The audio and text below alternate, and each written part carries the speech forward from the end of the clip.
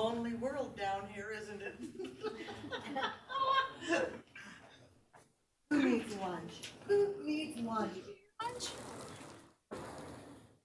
Scott, did you get lunch? Kind of. Let's just say kind of, okay? Hey. Are we on mic?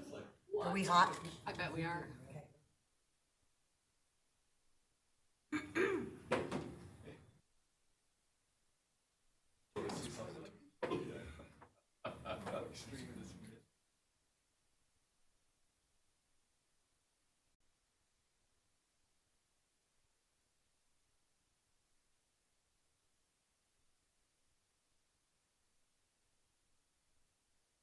Okay.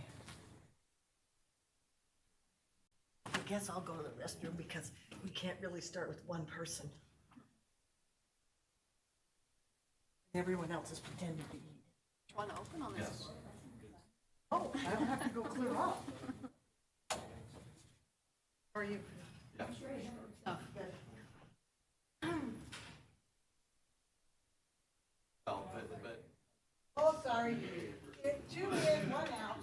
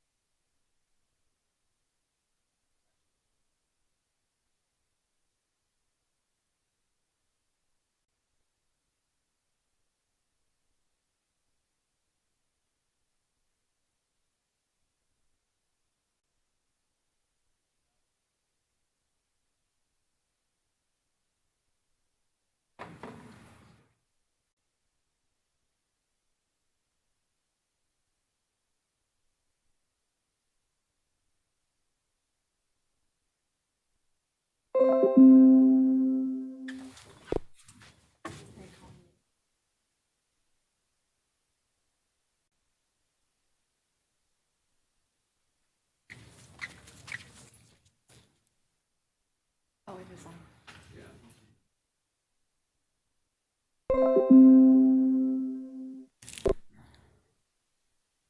Hey, how are you? Happy to be here. There you go. Aren't we all? Oh, I just that's brought one down. yeah, I like the room temperature.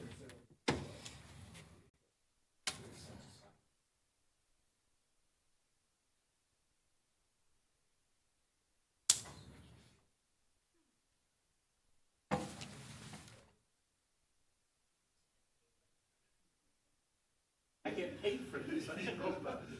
I know.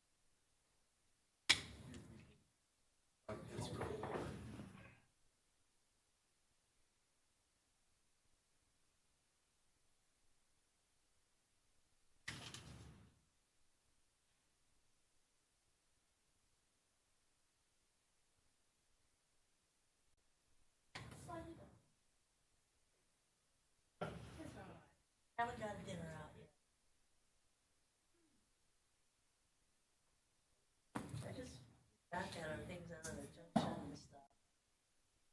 Trying to play it safe, I guess.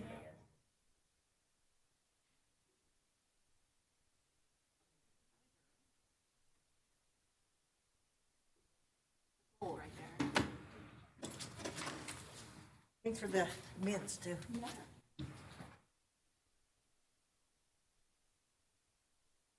My lunch is thrown in my purse here. See what this is.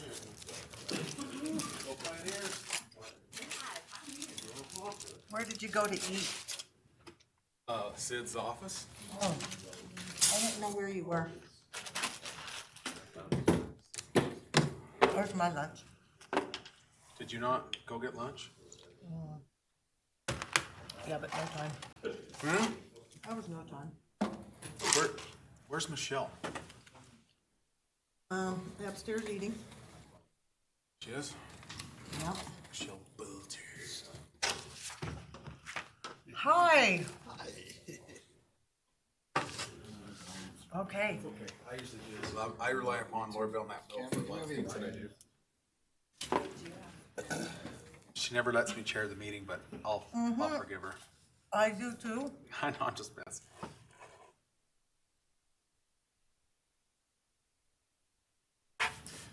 Denver's assessment's gonna be a while today. We are not.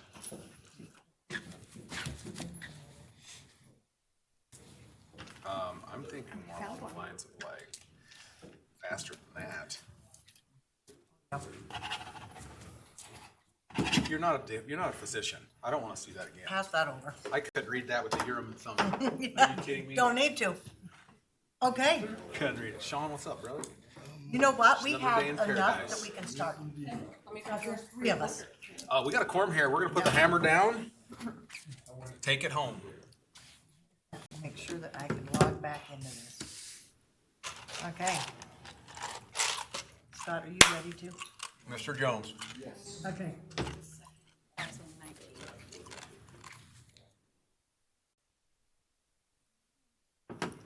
Shake and bake. Okay, do you have any recognitions today, Scott? Just, Oh, wait, let's do some welcomes. Hi, everybody. Welcome to Finance Today. We are happy to have you. Let's do some quick introductions of who's here. Let's start right here. Alice Ryle. I work at the Utah State Board of Education in Department 3, which is federal programs for supporting students learning English, immigrant students. Thank you. Rebecca Nielsen, Board of Education, Financial Operations, work in the grant management system. Thank you, Rebecca. I don't think we've ever really met, so welcome aboard. Mark Peterson, I tried to do my best to keep you guys up. Well, good luck to you. Somebody give you a pay raise. Okay. Make it happen. Jay Blaine, Director of Policy and Research with the Utah Education Association. Go back in the back. Todd Hauber with USIMS. Thank you. Eric Felt, IT Director. Amber Day, School Fees Project. Thank you. We're happy to be here, and we've scarfed our lunch, and so we'll see how that goes. So the first item on our agenda is something. I don't have the numbers on here. Here's a hard copy agenda too, right there. Oh, 5.1, information is recognition of progress, achievement, or improvements. So Scott? so as of this morning, Deborah let me know that we're very close to finalization and submission of our closure package to finance. The due date is today, so staff has been working behind closed doors, to try to get to that point. Now, we do have a week extension timeline between now and the 9th, that if, today it's just not feasible. You don't want to rush to failure, obviously, with something so large. So that's the progress aspect of, where we're at as far as year-end close goes. The reason why I'm bringing this up as well is this month's finance committee is, for lack of a better term, light, but next month's will be very, very big because you'll have all the carry forward balances. We'll have to start to develop the spend plans. And this is a virtual year-to-year process. Finance committee has to review those plans and make recommendations to the board. So what we're doing today, we'll have heavy second and third level effects on the finance committee next month. Typically, one of our longest meetings is in September. Just giving you a heads up for progress on that. I know. Everyone's girded up and we're ready to go, right? So, as far as improvements go, you know, I'll defer to some of the later agenda items, specifically to USIMS and the grants management system, where some of members of our staff will come forward as presentation chair, you know, to advise and let the board know where we're at as far as those two key big lifts, so to speak, that staff have been doing in the interest of transparency, accountability, compliance, both sides, you know, with the USIMS. Received the SEDS, or the whole board did, receive the SEDS briefing yesterday, so we're, you know, improving those areas, or all those aspects, again, transparency, accountability, compliance. So more to follow as we further. Subject to any questions, that completes that. Information, are you okay? All right, item 5.2, we actually did this with the full board yesterday, so we'll move on to 5.3. Information about indirect cost pool rates. Do you have someone specifically you'd like to have speak So, up? my Finance Director Jacobson up and Sue Mack, we'll just give you information on the indirect cost pool. Okay. And the relevance to this, or why this is important, is back when the board governed or had oversight of the Utah State Office of Rehabilitation, significant issues with our indirect cost pool. Since that, it was found that we were charging USOR for basically services we were provided, and then when USOR got moved, we basically had to make up for a $2 million amount that was being, you know, erroneously paid to the USB through this process or through this system. So we made progress in that aspect too. So what we'd like to do is give you some background on why we have an ICP, what the purpose of an ICP is. So just start there, orient the board member, or I'm sorry, the finance committee members to what the purposes are and If you'll introduce yourselves as well. Deborah Jacobson, Finance Director. The purpose of the ICP is to kind of capture costs or federal funds from our federal grants in order to pay for our common core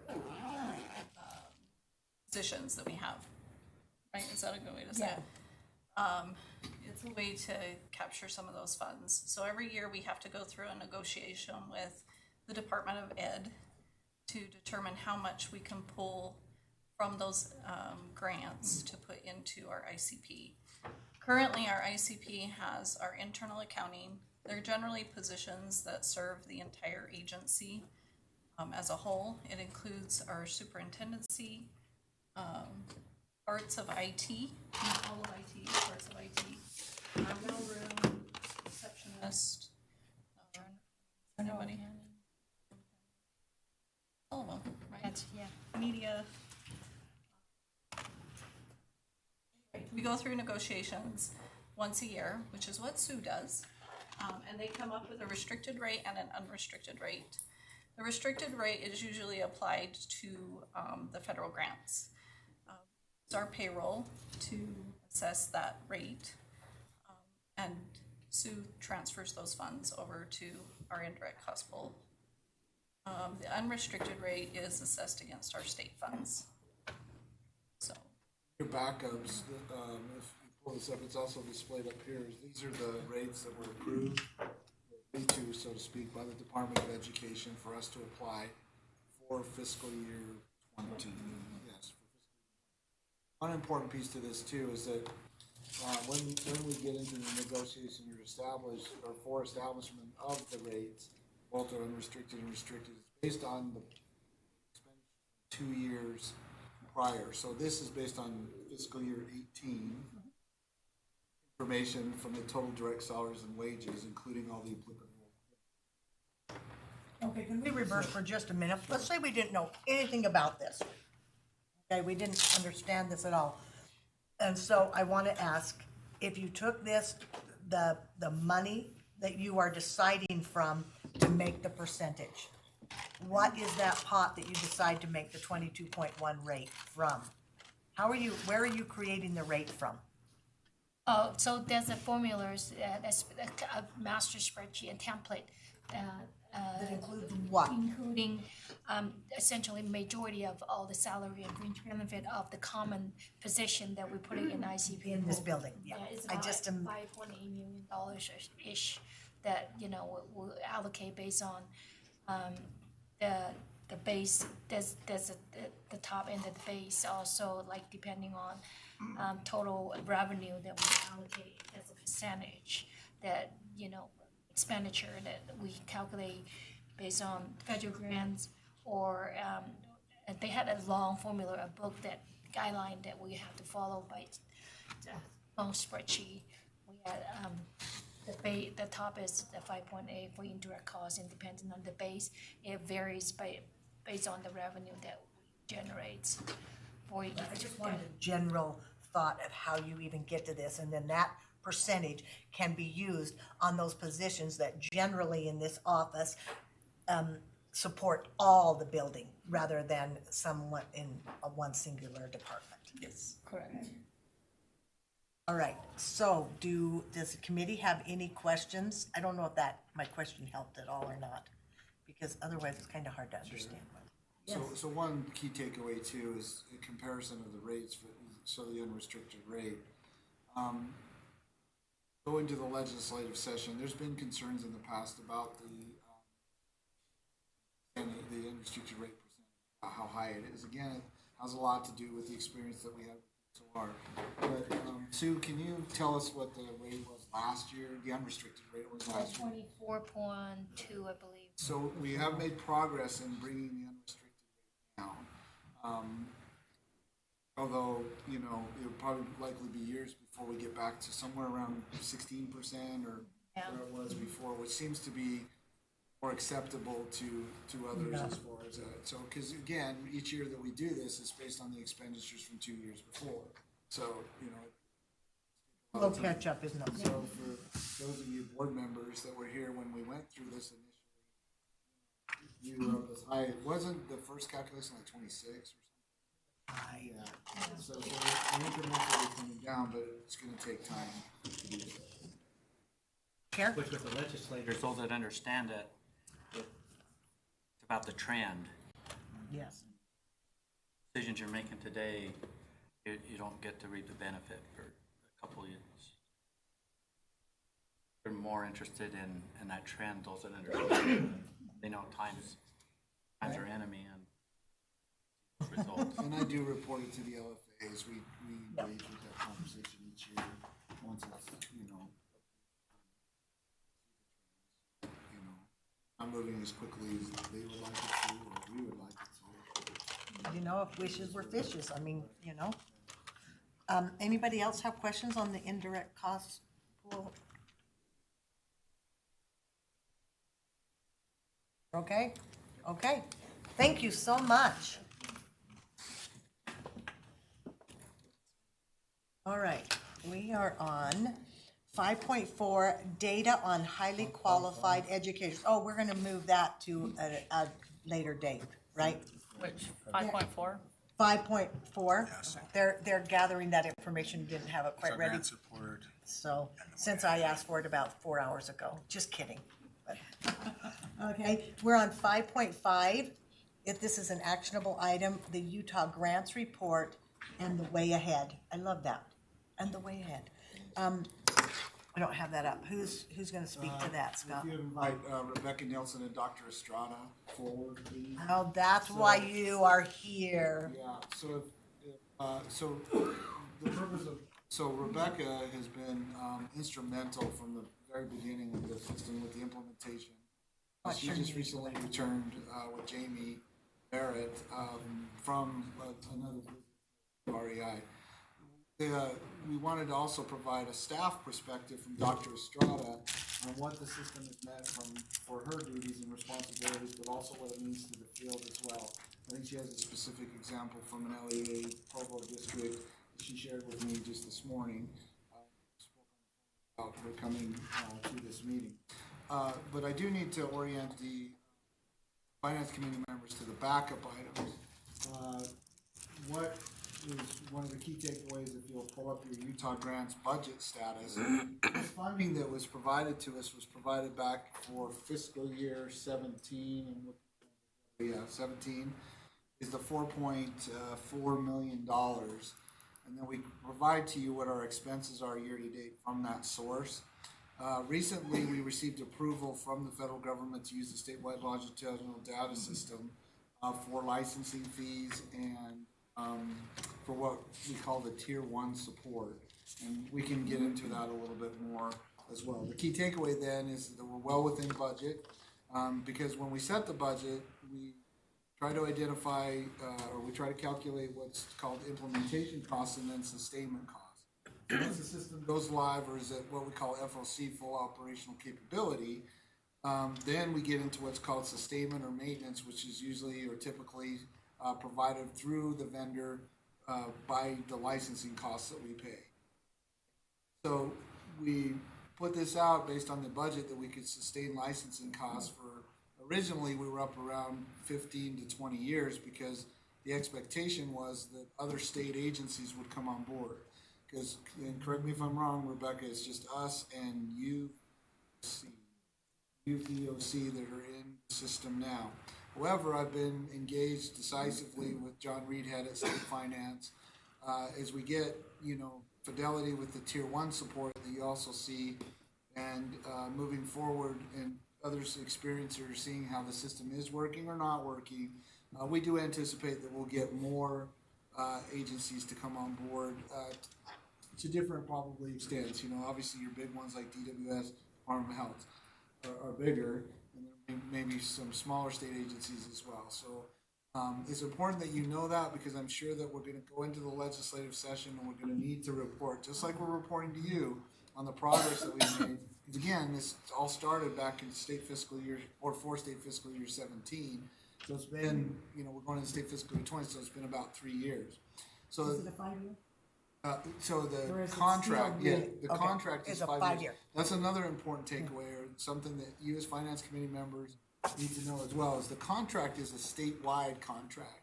This was something that the state, that all agencies, including ours, well, not all, but most of the agencies like us, DWS, Department of Health, they were all part of the procurement process.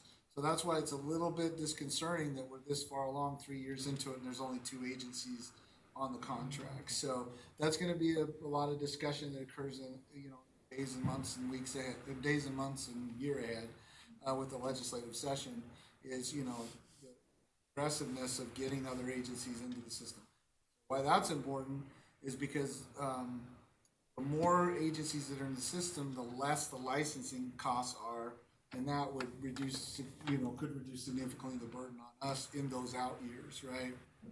The way we've projected this budget, and not knowing until recently that we could use statewide longitudinal data system to pay the license, or data system funding, to pay the licensing fees, we were starting to fall back to where after fully operational capability, we'd only have about 7 years of funding to sustain licensing or again, as more agencies come in, then that extends the life of the system outside of that. So I need to make you aware of that. So, most or all of us may not be here in 7 years, but this is how we project and how we try to Point to you. Well, no, I didn't. Most I mean, of us. hopefully, I'll be here in 7 years. But that's the thing is a lot of times, there's a lot of misunderstanding about, well, what created this and where did it come from? So this is why it's important that periodically we come back to you as a Finance Committee and we keep you up to date so that there's a record of where were things at this particular time and place, so that 2-3 years from now, at least we have some background information on where things were at, related to a important. So with that, Chair, if it's okay with you, I'd like to turn over to Rebecca to give her perspective as our program manager for the system on where we started, how we've progressed, and where we're really at right now with implementation and how close we might be with full operational capabilities. So, I have one question. It's just,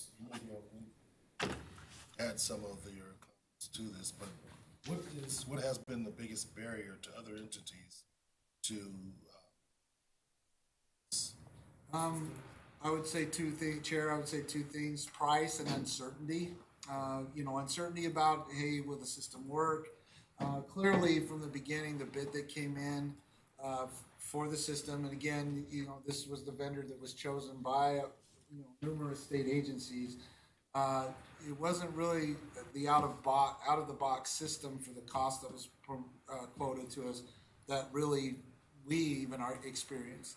We've had to go through and configure the system, and knowingly too, back when we were doing the estimates for the what it would cost, when the cost or the amount came in from the vendor, our staff here were like, "There's just no way it's going to be much more costly than this," because we rely on the experience of. And if would Rebecca tell them where you came from too? So with your experience, with that as well, and so. So those two reasons, Chair, to Board Member Will's question is price and uncertainty, right? Uncertainty about this. Now we are taking away a lot of the uncertainty because the system seems to be performing well, not quite to our expectations yet. There's still some additional tasks that they need to do, which is why we also provided sound number 4, scope of work number 4 to you to show that there's some more tasks that the system, that the vendor has to put into the system or make the system be able to perform. So we're mitigating against the uncertainty, but there still could be some concerns on cost because ultimately each agency is different.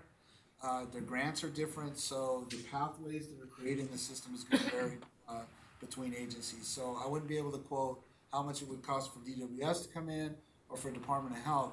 But one thing I'm able to do is because of our experience and because of how far along our staff have brought us, we're taking a lot of the uncertainty away. That shouldn't be used as an excuse for not having these other agencies come in. Chair, does that answer the question? Or yeah. Just one. What agencies currently use the SLDS system? Is that the system that we're talking about? No. This is the grant system. So who's using that? Just two. Just us and UVOC. And we're working on with state finance to bring like DWS, Department of Health, yes ma'am.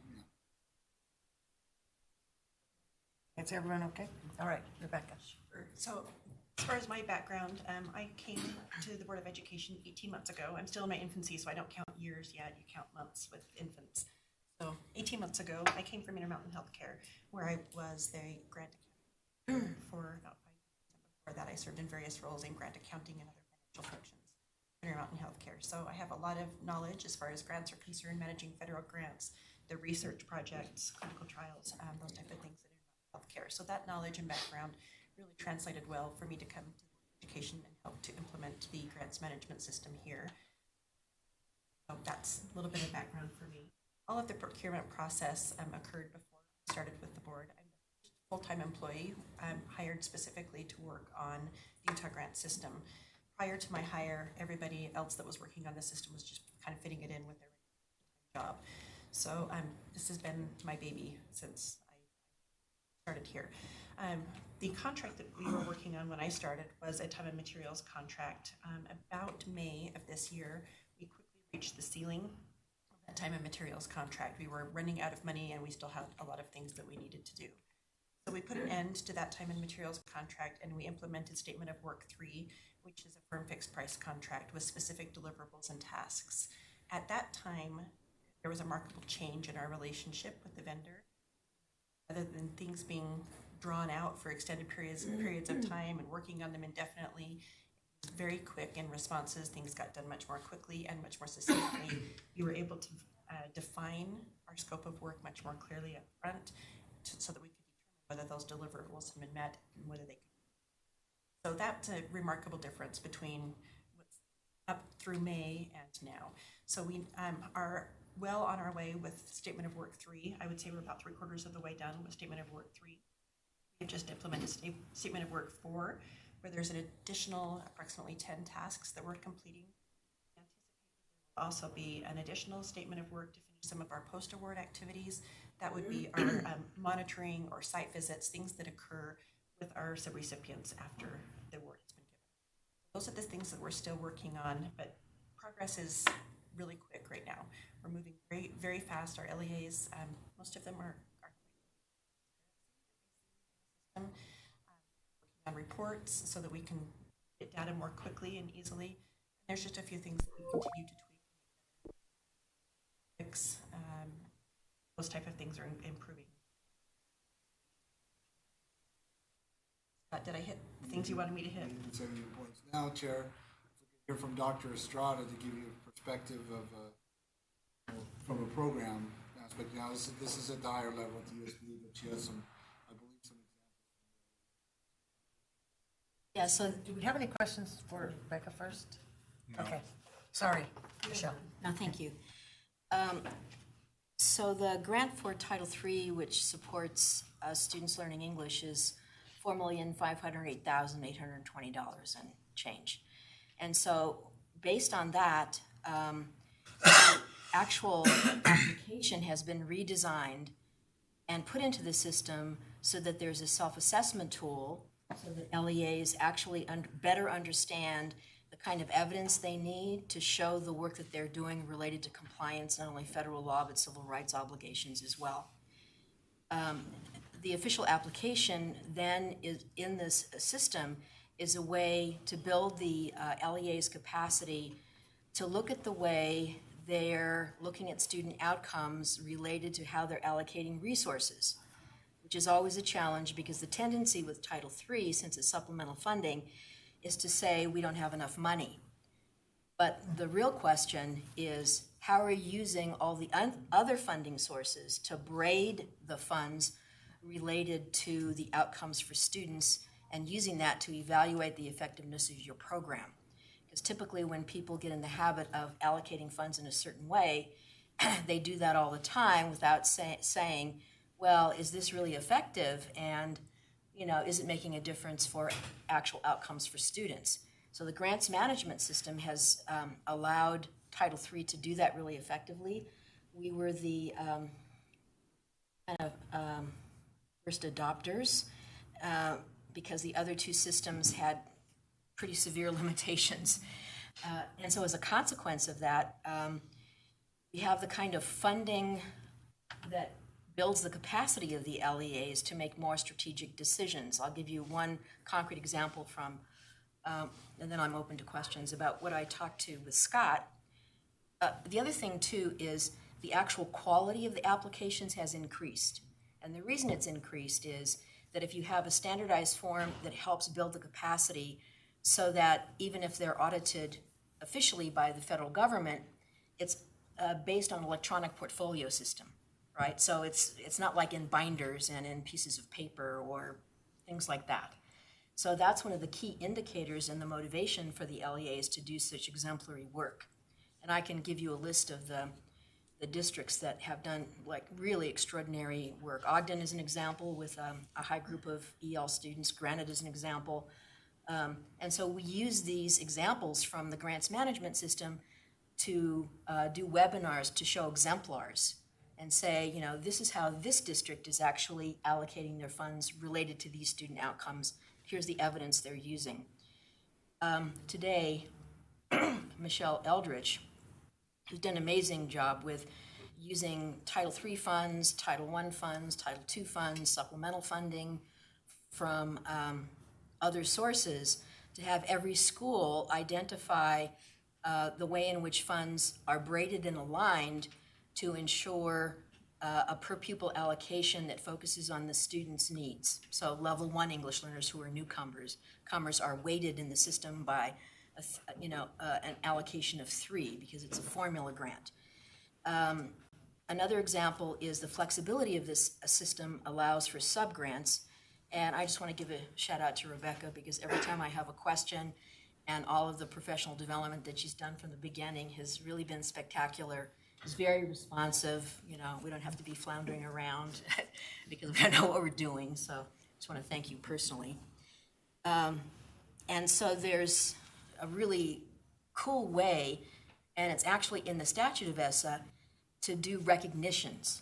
So you have a subgrant for exemplary practices for high-performing schools, and then within that, the subgrant actually identifies the obligation to upscale and disseminate those practices across the district and across the state. So that's how the first one is going to be given to Spring Creek Elementary. If you look at their equity data and the extent to which they not only outperform the state, it's 80% poverty and 40% English learners. Their average academic scores and their gross scores are 10, 20% higher in English language arts and science and mathematics for students learning English, which is it's like unheard of, right? So we'd like to see that in all the schools, the 296 schools who are identified for targeted school improvement, because their student group is in the lowest 5% for the last 2 years. So that's like one example of using an allocation from the original grant for state activities and then really focusing on upscaling promising practices and then giving a recognition in the grants management system so that it's actually there. And that'll be one-time funding. And so those are really concrete examples. Another concrete example is innovative practices that support English learners to meet high-level, grade-level content standards. So there's one charter school where I've seen their instruction, and this is primarily all refugee students with interrupted formal education, and they are getting a mini grant for Evo bots in relationship to physics and computer science. And so this is a way to really make commendations and recommendations related to specific practices. And the last thing I want to say about the grants management system, because you can see I'm a huge advocate of it, it's made my life much easier. And I also went around and gathered comments from other specialists to see, and I'll talk to Rebecca and Scott about that, about some of the thing, like the one major thing that would be helpful for us. The fact that the monitoring function is like the best thing since sliced bread. I don't know if sliced bread is the best thing, but you know, the point is that when you do a monitoring visit and you have a huge team across the agency and you go into classrooms and see what's going on, and I'd like to invite you, if you're interested in coming with me on a classroom visit to see quality instruction. When we do the official report, we upload it into the monitoring function, and we provide specific commendations to teachers around promising practices for English learners, and then recommendations for schools, and then recommendations systemically. When I do focus groups for parents, for instructional coaches, and for the administrators, those recommendations are divided into systemic evaluative allocation approaches, and then the second one is instructional strategies based on everything we've actually seen in classrooms. They have time to respond, and the template that we use that's in the grants management system supports them, as they kept on asking me, well, how do you want us to respond? And so we developed a template to build their capacity. And in that, on the right-hand column, we talked about, you know, what are the resources, structures, and processes that you'll use to respond, with the action steps to respond to the recommendations that they pick. So they choose a recommendation, and then when they upload it into the grants management system, then everybody can see. If I'm here, I'm not here, it doesn't really matter. You can actually see what they've planned, how they're allocating resources, how they're using student data to eliminate achievement gaps. And then in the function of the monitoring system, there's progress reports. And so I've been doing initial work with them for consultations, especially based on their TSI schools, and then another way for them to evaluate the quality of their response. I'll just give you one example. Jordan School District has had some of the most interesting, actually it was the district focus group.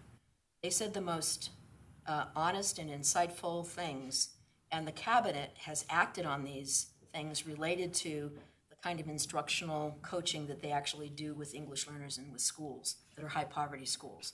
And so Jordan is a really great example of using this system in a way that brought kind of an awareness of the entire superintendency at Jordan related to actual recommendations and commendations. The principals actually said in their response that because they saw all these commendations for different schools, they actually went to visit those schools and talk to the principals to see how they ended up creating these, classroom environments that were effective for students. So that gives you kind of I could be a sales pitch person for the system, but I just want to express my gratitude to Scott and to all of you for approving the opportunity to change a management system that provides opportunities for transparency, compliance, innovation, as well as systems of improvement. So I just want to thank you. Thank you, Dr. Staddles. Any questions from committee? Couple questions. Okay. A couple of them are institution. Data? So we have a number of users at each institution. So anyone that's a user in the system can enter that data. So Teachers, principals. yeah, it could be anybody, any user that with a license to Utah grants. How many schools are? We give licenses to the LEAs. So it's not necessarily at the school level, but the LEAs can decide who within that LEA needs a license. Is there a percentage of the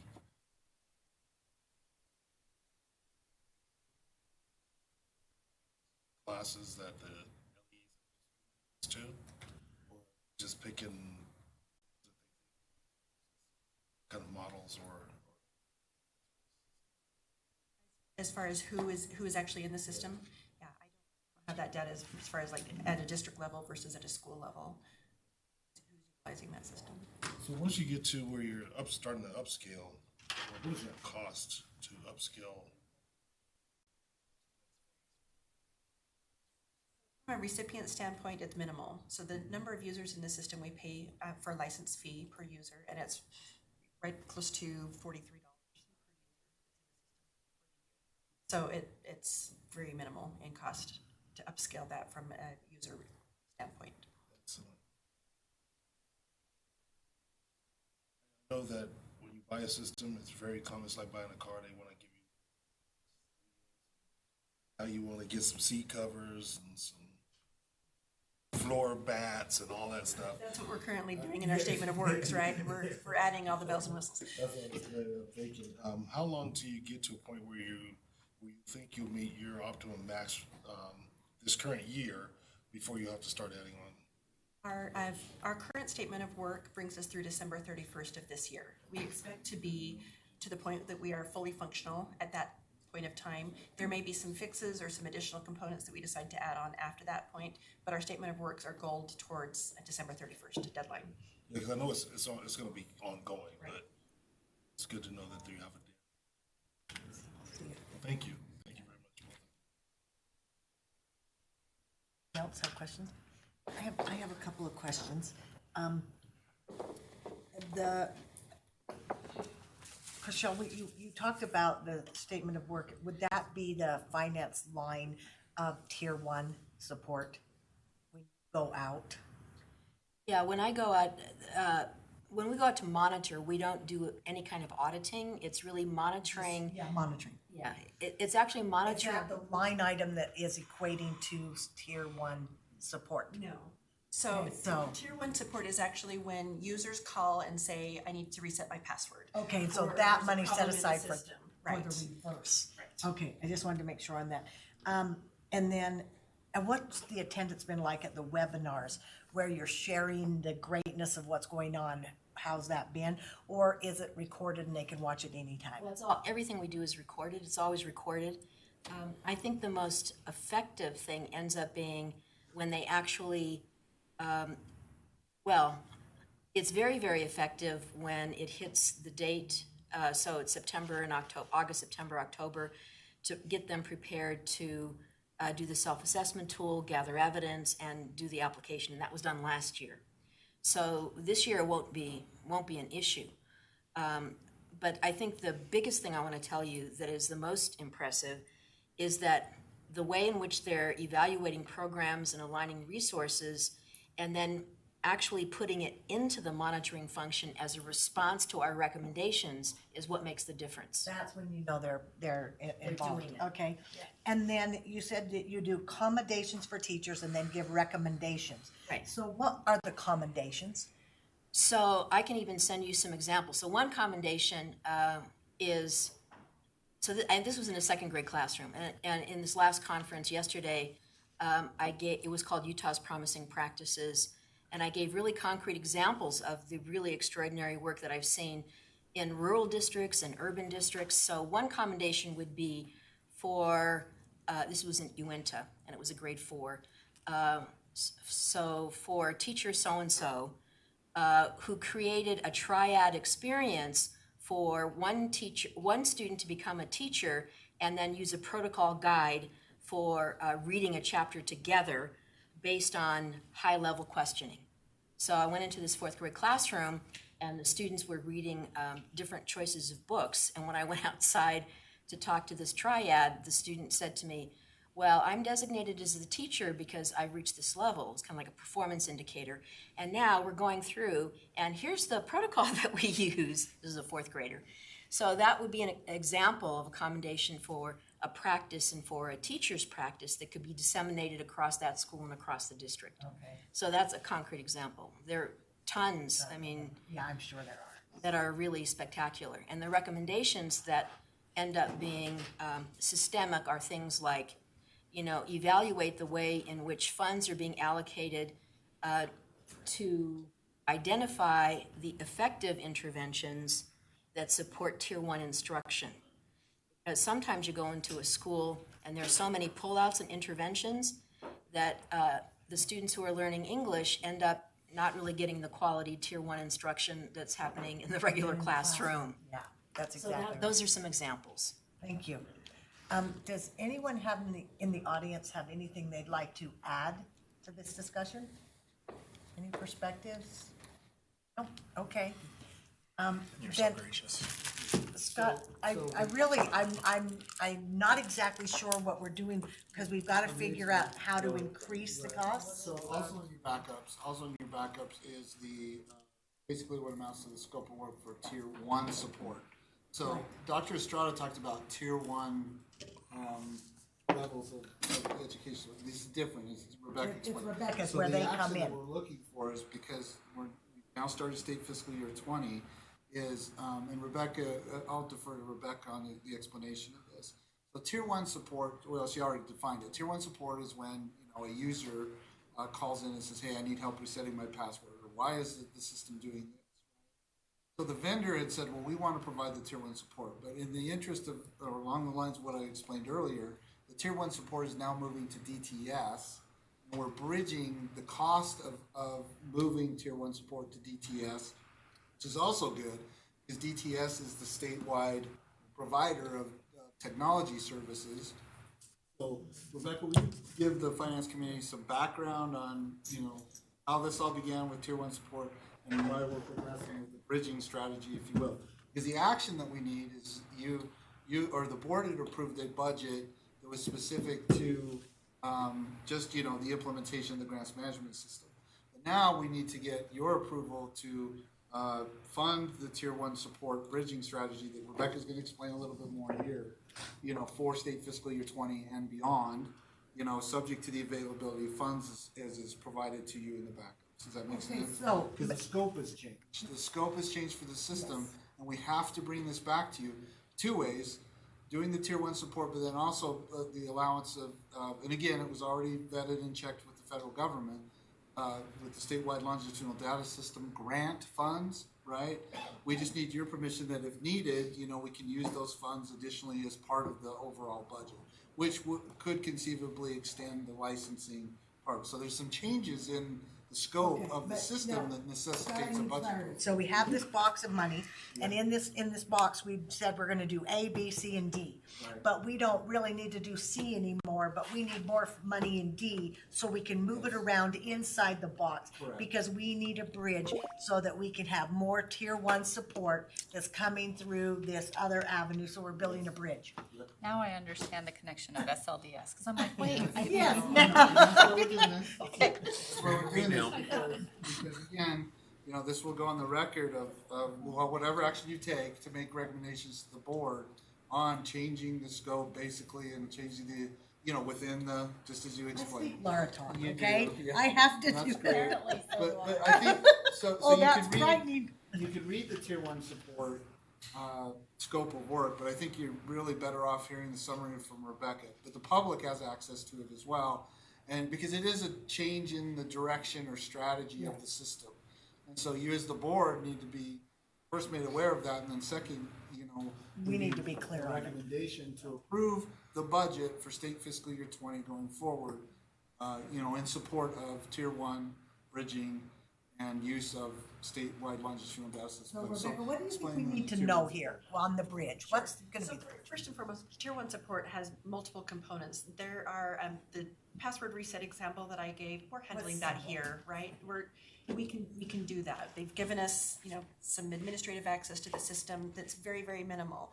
However, there are more things that we need administrative access to be able to do within the system that are also considered tier one.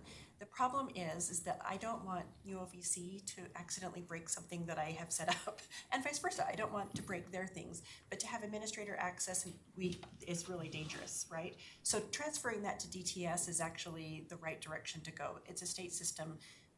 We need someone to be very careful, make sure that they know both sides of the system and we're not affecting each other, right? So we will continue to field all phone calls, all emails, all questions from our LEAs and also from our internal users. But then at that point, we will elevate those questions to REI for the next 3 months as we bridge this tier one support contract. After the 3 months, we will elevate that to DTS instead. REI will continue to provide tier two and tier three support, which is more developmental in nature. What this basically is things that we as a state should be able to do, but we need to do carefully. Okay, and do you have a cost on this that's needed, the movement needed? The cost of the bridge is $53,250 for the Board of Education. The total overall cost is $71,000, but we've divided it between the two agencies, and because it will benefit both. So we're paying about 75% of that cost, and that's volume driven. We have the majority of the grants and the users within the system. So then I guess that I would be seeking a motion. So, If you can figure out the motion. That's what I'm trying to, I'm like, I don't even know. you gonna do it? Chair, I don't know what So, we would the approve. motion's got to, So would the motion include the monies I would, to approve 53,000? well, I always worry about putting exactly. Yeah, I wouldn't- I wouldn't What if put it that in the costs motion. and 50 cents and we don't give it to you? So this, So the cost, Craft a motion and I'll Craft a say motion. so moved. the motion would be that the Utah State Board of Education approve the reallocation of funding to support the budget for implementation and ongoing sustainment of the Utah Grants Management System. So moved. did you get all that, Cammy? I'm glad you were Okay, able to come is up there with that any motion. more discussion on this? Chair? yeah, restate the motion. There's a part of that, well, tell me, as I was trying to craft this, and that it's, where this was heading is basically saying, yeah, we support concept, and so there's some unknowns Yep. that's in this. We're basically given a green, pretty big. Not How giving worked up you were last night. When- You're going though, Mark. It's just a that go. That tennis match Right. Very there. competitive. But it's, the way that I've heard the motion is it's like, oh, here's a green light, do this. We'll move the money accordingly and I think we need to add related to licensing and tier one support. I think that would, that That puts a little bit guardrails on more it. guardrail. Tightens it up a little bit. Amend the motion or just? I'm not restate sure it. how do we amend that motion or you? yeah, so can you read it with the amended piece to include related to licensing and or tier one support? I just Okay. have the committee moves that the board approve the reallocation of funding related to licensing and tier one support to support the budget for implementation and ongoing support of the grants management system. Got that? Tight enough for me. It's tight enough for you. Okay. Agreed. So, any questions with the amendment? Were you okay? Okay, without objection. Okay, all in favor? Aye. Aye. Opposed? Thank you, thank you, and thank you. Appreciate it. Thank you. Thank you. Thanks, Chair. All right, we're on 5.6. This is the USIMS.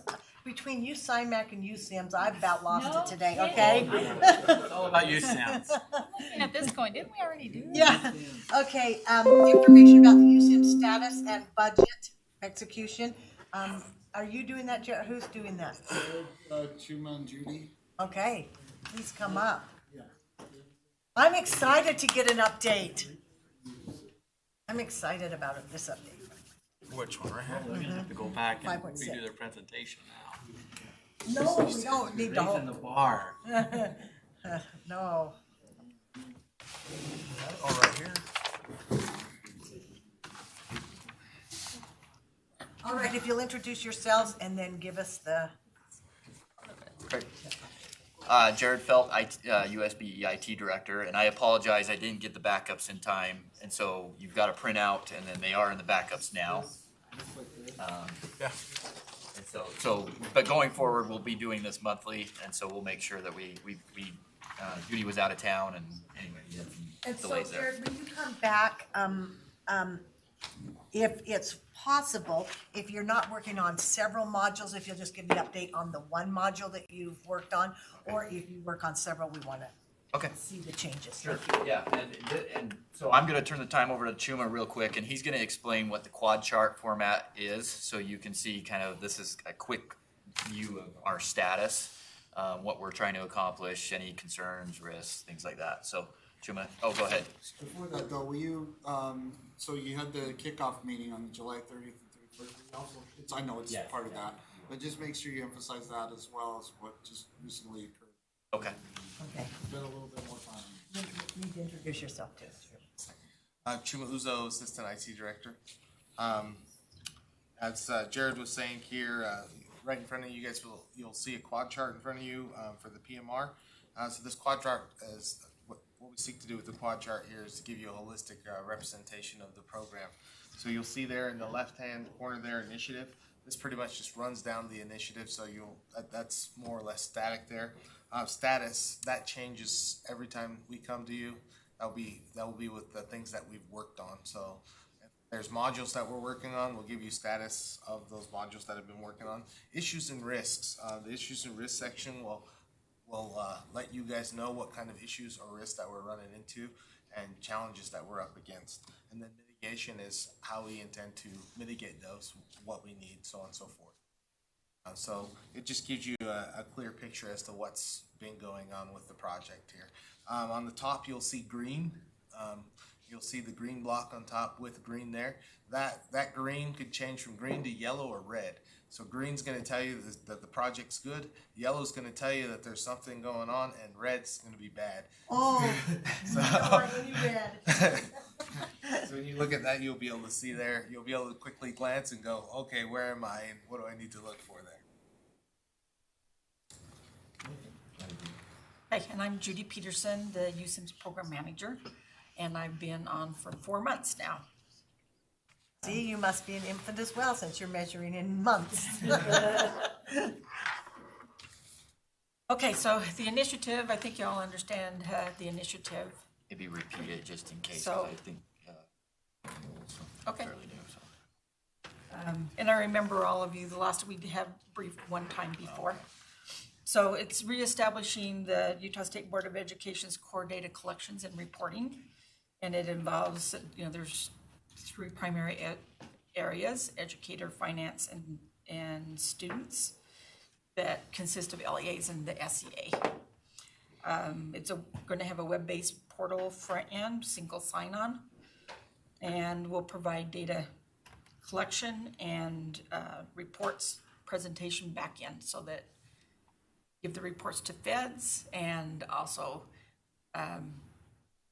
together data for presentations on one core data collection or the data warehouse. And the access will be through user roles. So not everybody can see everything, but based on your role, you're going to be able to get to the data that is right for you.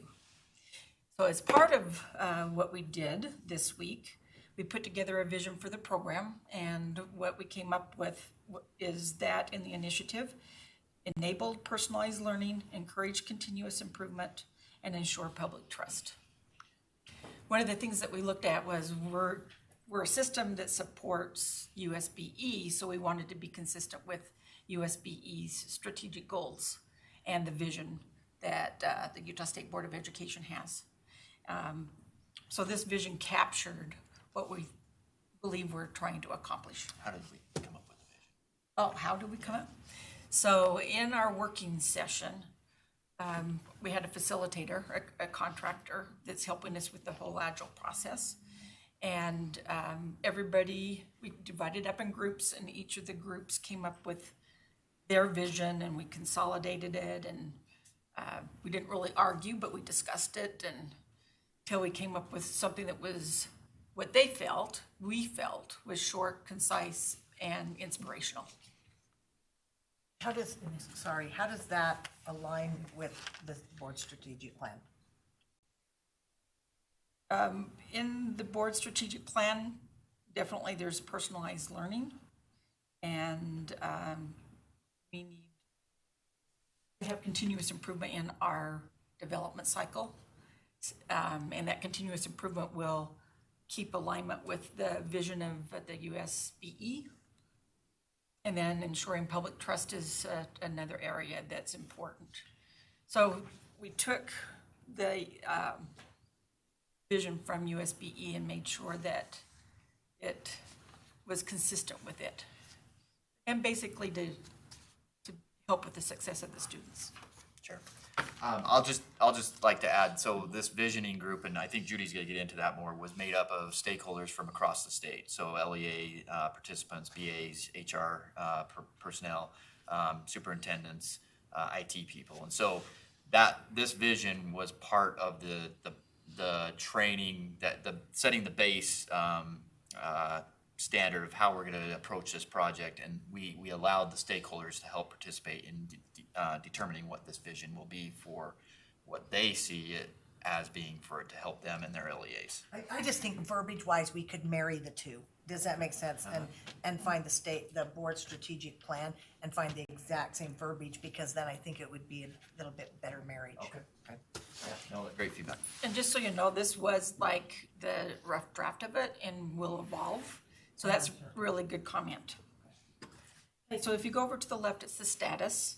And I divided it into 4 different areas that are major areas of things that we are doing. The first one is stakeholder involvement. Before our vision meeting, it was called a vision roadmap meeting. Chuma and I met with various school districts across the state, a collection of 4, just to start building relationships with the LEAs and to give them a little bit to think about before we got into the meeting, to make the meeting more productive. And, we wanted them to understand what USIMS was all about, because there's a lot of different interpretations of what it will be. But we've done some reach out and working with other states that have adopted data standards like EdFi and CEDS, to talk to them about what their journey was and what their successes are and what their lessons learned are, to help us out. And that's been Arizona, Oklahoma, Wisconsin, and Maine are the main ones. In data standards, EdFi was previously approved in a board meeting for us to work with them in using their data standard. And then CEDS was presented yesterday, and for informational purposes, and you are now aware of that as well. So the other thing that we're doing is starting to build our resource pool. There are 3 items there. We have a facilitator coach to help us. Brain Trust is the name of the company, and they're very good at, and been doing Agile for a long time. So they're helping with doing training, helping facilitate meetings like we did this week. And add to that, yeah, as she's saying there with the training, that's to get everybody on the same page, vectored to the same. Everybody. When I say everybody, the stakeholders, and that'll be, go ahead, right now, the stakeholders consist of internal stakeholders and external stakeholders. So the internal stakeholders will be USB staff here.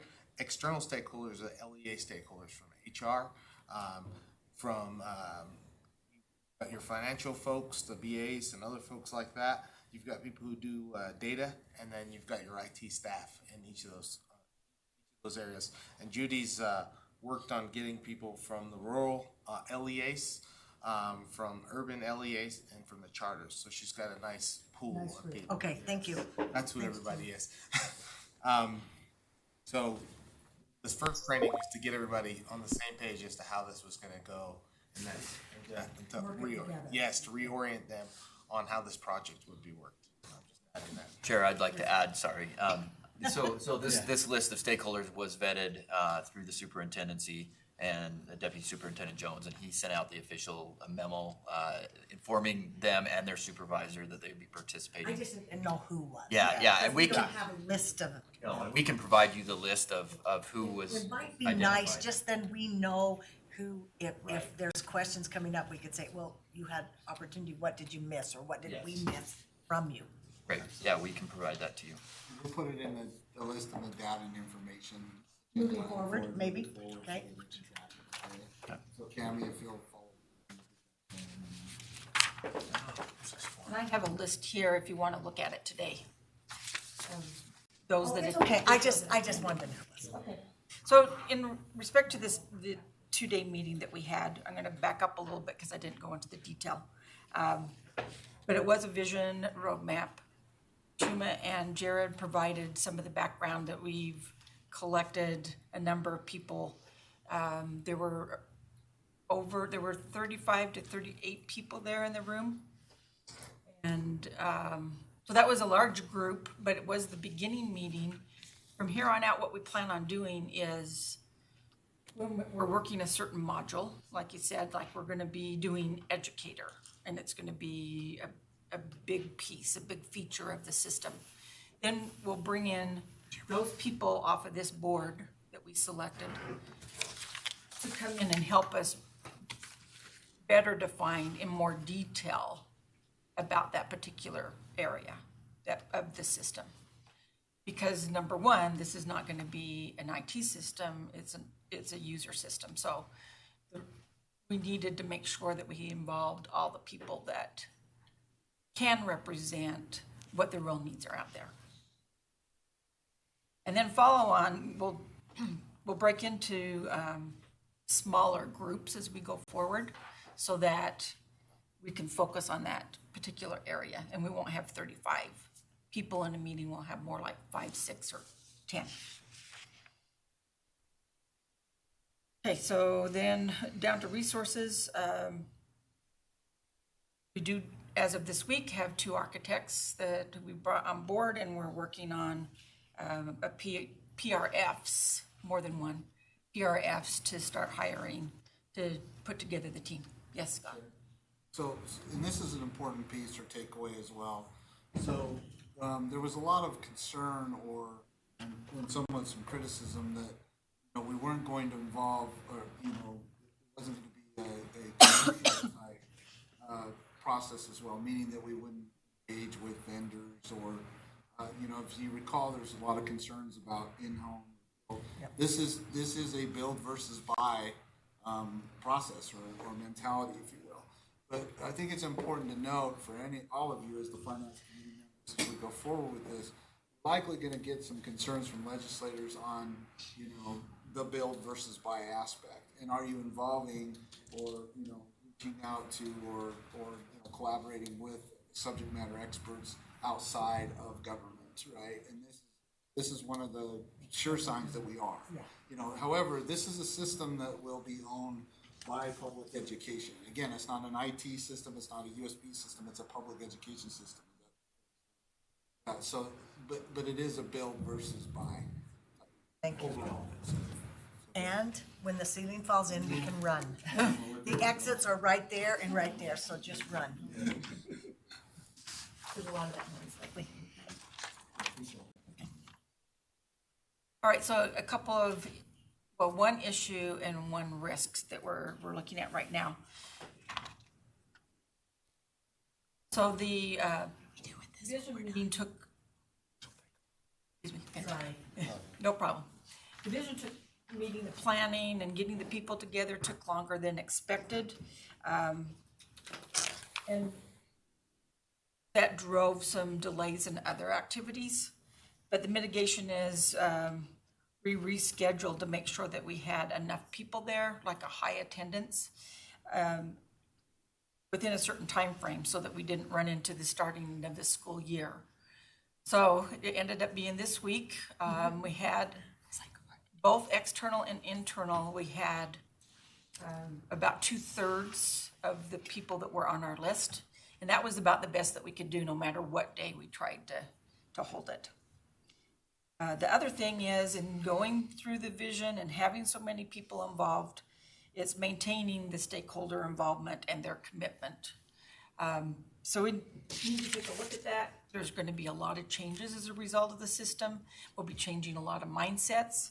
So we're going to use the change management process to manage the, use the best that we can for those that are champions, look at those that are not quite as positive, and work with them personally to bring them in and make them, if we can, into the champions as well.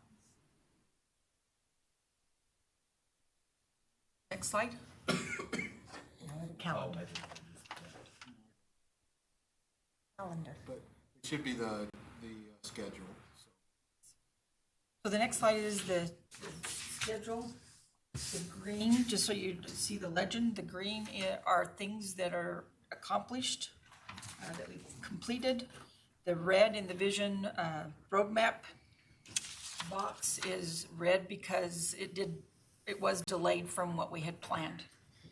The yellow are things that have been delayed, and that's primarily because the roadmap and vision meeting was delayed.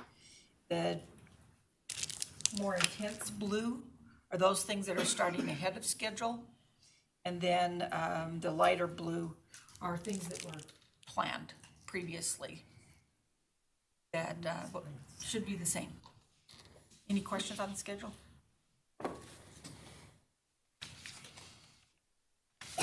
Okay, so financials.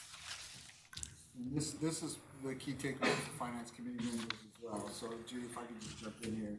It's broken out by the initial legislative appropriation that occurred fiscal year 19, which was $5 million. Okay. Then for state fiscal year 20, which we've just started, was the legislative appropriation of the 17.2. Then also during the legislative session, there was a specific amount that we were allowed to retain, the amount of $746,646. Or there has to be specifically restricted for the use of the cactus aspect of what USIMS will be. So we have to spend that, in support of the interest of the educator component. So going forward, we'll provide this as data and information to the finance committee.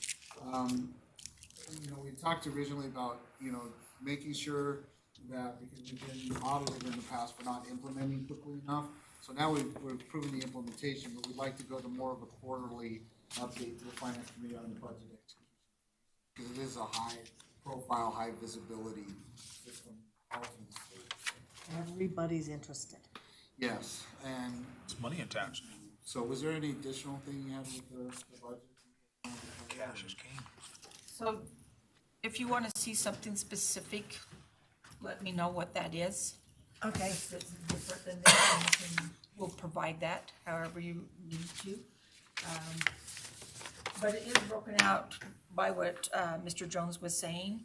And the blue is the budget. The red color are expenses to date. And then I wanted to explain the yellow, would be what we've expended to date plus what we've already obligated.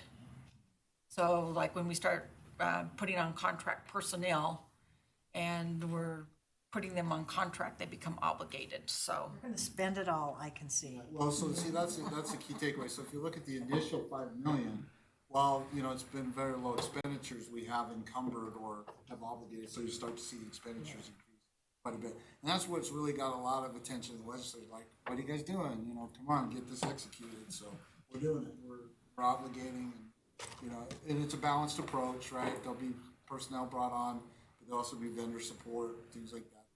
We build down on. Do we have a report that we need to give them this Yes, fall? yeah, that's why we're doing this one more time with you. Okay. It may be even as soon as the August PE. Really? meeting, but Okay. I'm not sure. I have to get with Ben. Maybe I know that at some point we're gonna come back to USIMS. It might be October. Okay. So, but we just wanna make sure we get this in front of you one more time, you know, just so that you, at least in the finance committee, and then, you know, in the September meeting, right, would have that knowledge of where we're at. Sure. At least where we're at right now. This demonstrates how naive I am. But with a lot of eyes on this, there's people in the industry that outside of our that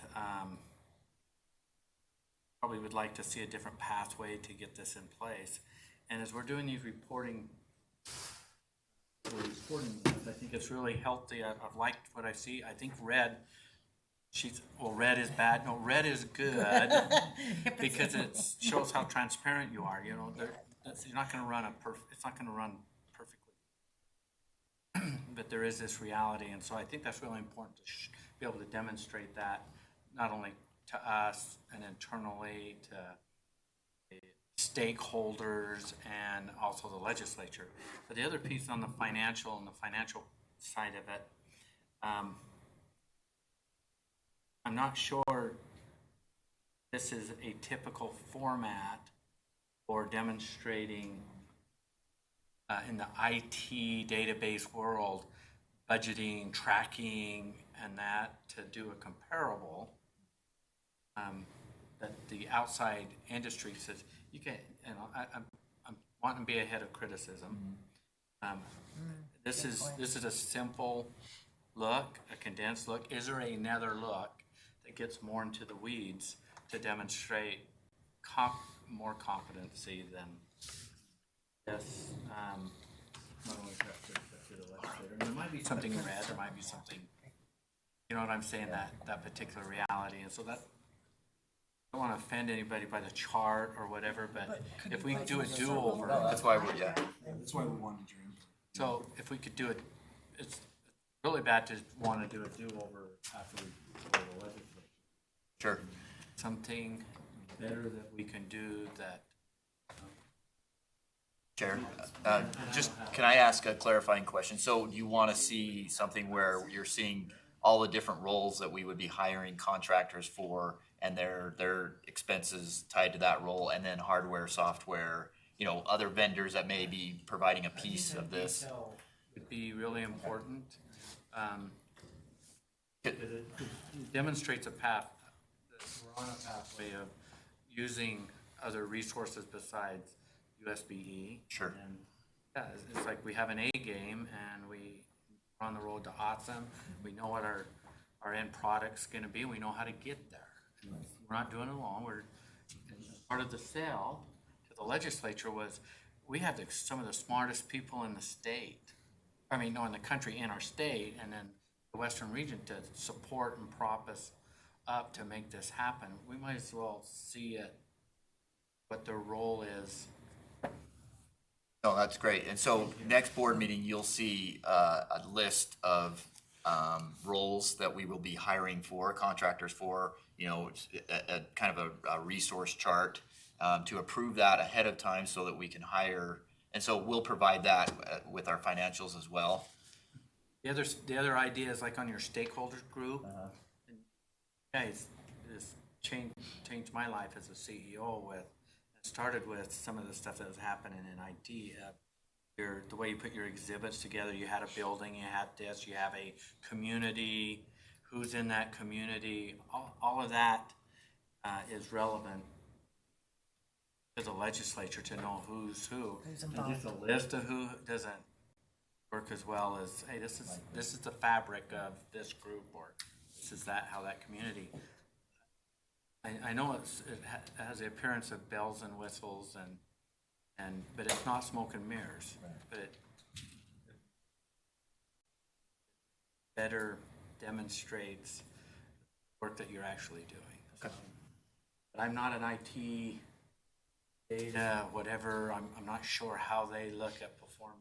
Well, this needs to be, You guys we need to do. be able to explain it to you, so I think that's valuable information. We'll provide it in the format that's, for the public, and so we do have a website coming, a web page that's gonna list all of our so it'll be publicly available for updates, but we will provide more specifics So that on. needs to be available. Here, we're creating a website, so that would be a piece of it as well. But I'm not knocking, Oh, I can comprehend all this, but if they had it to a different. no, that's great feedback. Civic clerk. Civil. Getting bumped off. You are. Does anybody else have any questions or comments? Well, and I don't want to, this needs to be No, a because committee it- thing, just don't do it for me. I guess but if I you guys are have one behind it. question for you.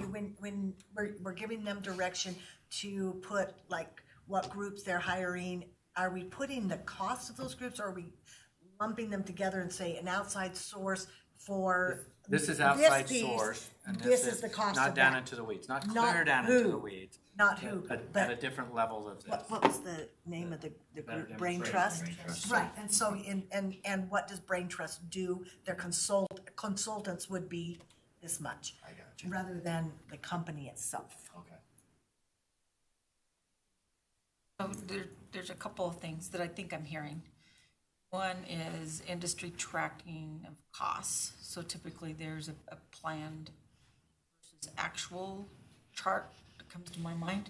And then there's also a resource chart that we've been talking about. So would you like to see both a resource chart and then also a cost chart? Just tracking money? I put myself in some other people's shoes, and I'm sure they would love to see.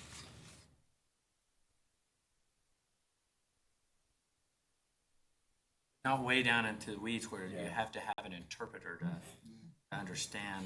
And Chuma went across the street and got. So the last slide not on your paper, but it does have a link to Agile. And so if you're interested in the process of how we're gonna approach this project, and some of you may be, familiar with the Agile process, it's an iterative approach to developing a system like this. And so we work closely with the stakeholders, build something called 2-week sprint in 2-week sprints, and then we come back to them and say, is this what you were envisioning? And then we can, instead of getting all the requirements up front and then building it and then going to them 3.5 years later and then saying that's not what we wanted. So anyway, so if you're interested, you can watch that and kind of get an idea. It's just a few minutes worth, so sometime when. When you say few minutes, what do you mean? It's 3 It's 3 hours. minutes and 45 seconds. 3 hours, just a few minutes. No, it's a quick, just kind of a graphic. Under 4 Yeah, minutes. I only ask that because that's exactly what kids ask. How long is this? Anything over 2 minutes, they're done. They're not gonna watch it. So, anything else from committee? Does anyone in the audience have a comment or a question they'd like to ask? Thank you. I've got one more. You didn't raise your hand fast enough. Well, Okay, I didn't want Sheriff. to interrupt you. The other piece to this is a lot of people are doing a lot of really great. And I've had a few inquiries on this. I'm sure it will be revealed sometime, and that is, as you're contracting, as this is moving forward, what are we doing on the accountability piece of, like, how often do you lead me to track track progress to basically to track progress, and that's the accountability piece. show that or accept that? Or Good questions. So Chair, we meet, Chuma and Judy meet daily. I meet with them once a week. We brief the superintendency once a month. We give it what's called a program management review. So we update them kind of the same way we are here. Any concerns, risks that we see, progress, and then we will be updating you once a month as well. And then we'll have the website that's going to provide the same information. You know, if we need to redact some things, we can, but we're pretty much transparent, you know, what progress we're making. So that's how we're handling it right now. Right. So we feel like we're on top of it. You know, Judy's very good at, you know, if there's any concerns or risks, she identifies those early on, and we run those up the chain of command, and those get informed to Deputy Superintendent Jones weekly and the superintendent monthly.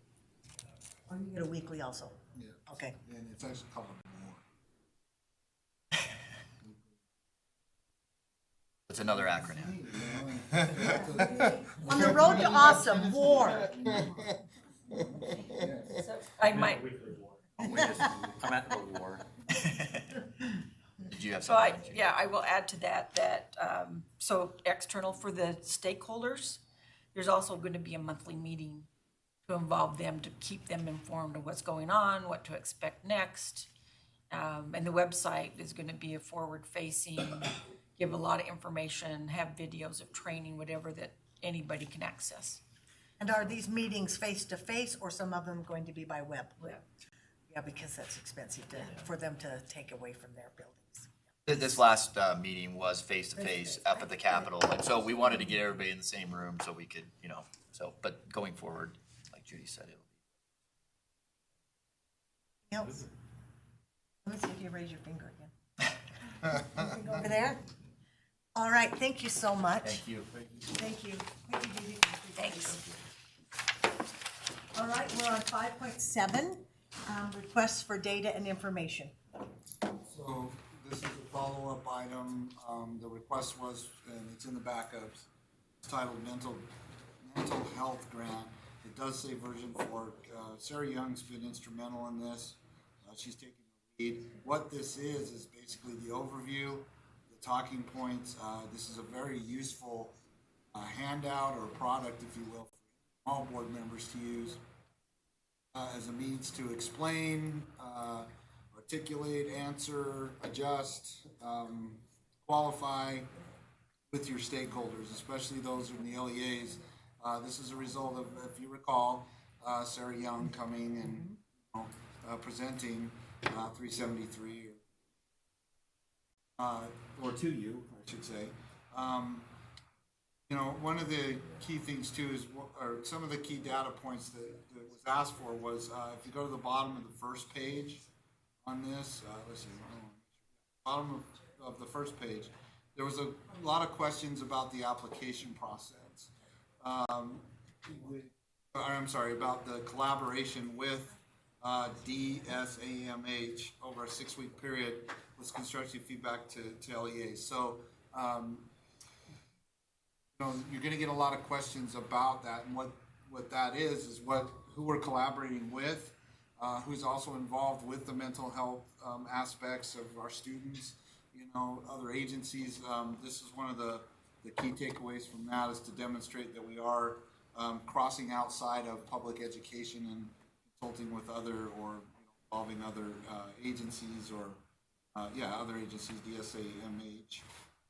The school this page 2 provides the timeline that we're on or have experienced, with some key dates for LEA interim feedback that occurred, resulting ultimately in the way ahead, where in July of 2019, the first 25% of the awards were available to LEAs in the August disbursement. So a lot of people have been asking, have you put money up? Yes. Yeah, that's good. Yeah, we've started to disperse the funding.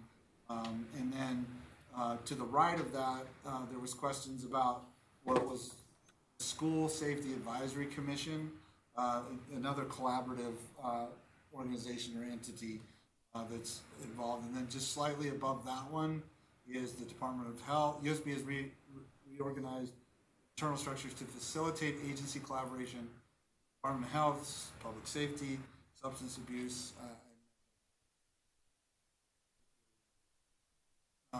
So I'm going to take you back up to the top of page 2, to the right-hand side, which is that building of the community. Again, to my point about, what all the cross collaborative efforts that are going on with LEAs and then also with these other agencies. Questions or concerns? Sarah did ask me to get your feedback.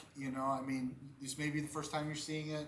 So, if you have questions even after this meeting, concerns, or you have other information or data that you want to put in there, Sarah is very open to, either placing that in there or just answering directly. I just have total curiosity about what 2 districts didn't apply, but I'll ask I her can that. get that for you. I'll ask her that. Yeah. So, anybody else have questions on this? I think this is a great piece because this is what it is. It's not, this is what's happened. And I think the next question is what's happening down in the weeds? What's happening with it. And we won't know yet. Well, the grants, as they're applying for the grant, they're going to say, I'm doing A, B, C, D. Right. And that's a report in itself saying so many LEAs or so many grant applications, 20-something%, which equals so many FTEs are going to do this. I think there's a way to grants and create a sort of what is going to happen, and put it in certain categories or that, because I think that's down in the weeds. The work hasn't been done, but that's what's slated to be done. And then the next question will be, so what? What's next? Did it work? But it's what's outside of the grant application. That's what matters. So I guess for takeaway, maybe back to Sarah is when's the next quote unquote update of what's going on? And then next, when do they have any sort of final report they give? And I don't mean necessarily final at the end of the school year, but do they give something, oh, we hired this person, or does she have any rolling information coming out? Sure she does. Knowing Sarah, she does. Yeah, we'll follow up with her. So Cammie's noted it. Okay. Thanks, Chair. Anybody else on this? Anybody in the audience have anything? Okay. All right, is there any other data or information that's been requested? Okay, we're done with 5.7, now we're going to 5.8. Oh yeah, we don't have a 5.8, so we're done. Where's that? I think there's one thing that, What? because we have a little bit of time, and that is in managing board's expectation on legislative assets. I mean, we're in. Okay. But the, Oh, about the Talk about this if it's not on the agenda? oh, the business cases? Can we talk about this if it's not on the agenda? and Well, so this discussion can be part of data and information, right? So we go forward with. So last night, you should have been oriented to the business cases. So briefly. We actually didn't really go through them because of time. That's fine. So if you recall, like board members last year, we established the business cases that first are submitted for the August meeting, so you get an idea about what you're looking at. It's really key that between, and I'll send this out to all the board members, between this meeting and the September meeting, that you review those business cases.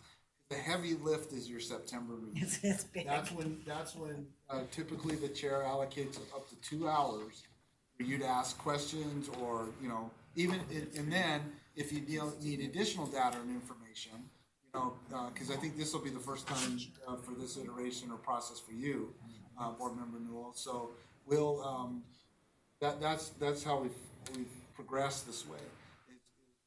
I'll send you out the links, I'll send you out between this meeting and the September meeting, read through the business cases and come with your questions. And even during the discussion of the business cases by the board in the September meeting, if you need more data and information, staff take that so that you finalize your budget proposal that's subject to the Budgetary Procedures Act to the governor's office in that October meeting.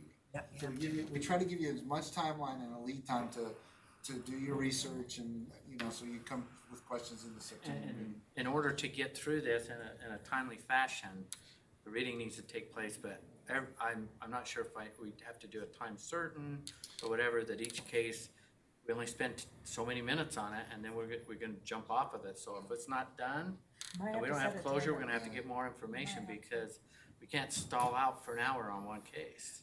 But I do, And we have a teacher banquet. Yeah, we have the teacher banquet that night. The other piece of that is, and I don't know that we can maybe give you just sidebar direction, but when that goes out, if they have questions, board members, and I'm talking about us, why don't we call a person who has created that ahead of You time? have all that contact information. That information. But I think that could be a suggestion going out, that you have these have to be read ahead of time, and ask the person who's created this if you have specific questions today. Although some questions come up as I'm listening. Yeah, they do, yes, but if we can get rid of some, others will come. Yeah, So. and as further information on pertinent to this agenda item is that staff are meeting with the governor's office. That's either, I don't know, did The we 29th. the meeting? Is it the It's 29th?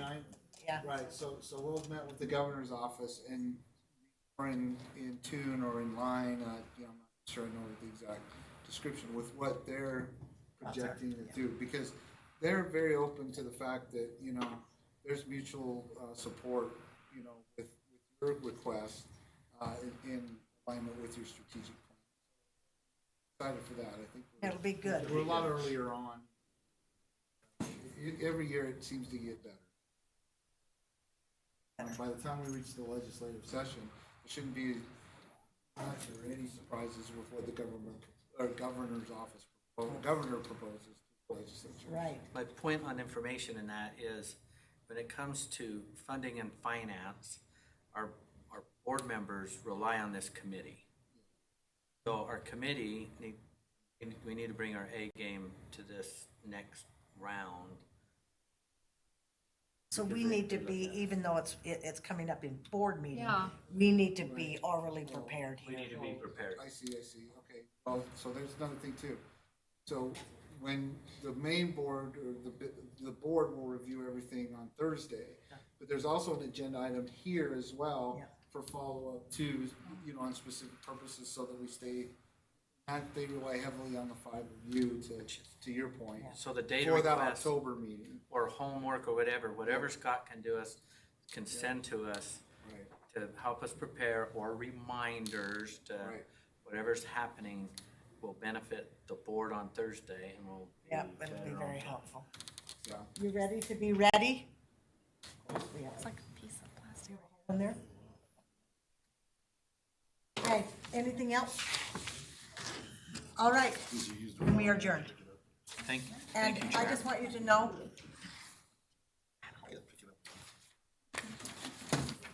Yeah, but we're not out of the building yet. that is true, we're not out of the building. Grandfather. Every once in a while you find something like that. Slip through quality control. Just give 5 for it. That is really short. Oh, yeah, we didn't, it wasn't prepared yet. Oh, I'm sorry, I must have just fell asleep during that part. It wasn't prepared yet, sorry. I need to sue the paper manufacturers No. too. Did you got see, tabled, what did I didn't it? miss here? You know what, it's okay. It's all good. Oh, gosh. Gotta take that drive now, huh? Yep, time to head I home. stopped At it. least we're leaving.